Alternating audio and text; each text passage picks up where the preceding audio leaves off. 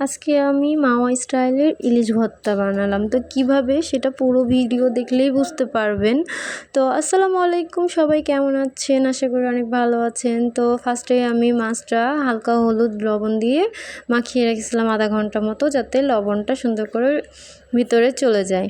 তারপরে হালকা গরম তেলে আমি মাছটা সুন্দর করে কড়া করে ভেজে নিয়েছিলাম। মাছটা আমার ভাজা হয়ে গেছে। এখন আমি ওই তেলের ভিতরে কয়েকটা শুকনা মরিচ আর রসুন, যেহেতু রসুন আমি দিব, তা হালকা করে ভেজে নিলাম যাতে রসুনের কাঁচা গন্ধ না বের হয়।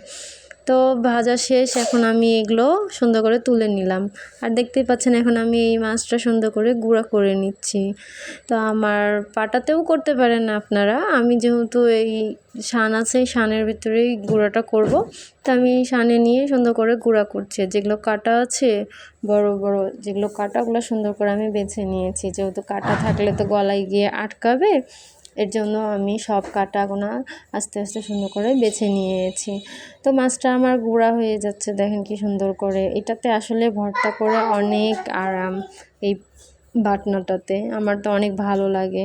তো এখন আমি এখানে শুকনা মরিচ আর রসুন সুন্দর করে গুঁড়া করে নিচ্ছি, সবগুলো একসাথে নিয়ে এর ভিতরে পেঁয়াজ দিয়ে নিব, সুন্দর করে হাত দিয়ে মাখিয়ে নিয়েছি।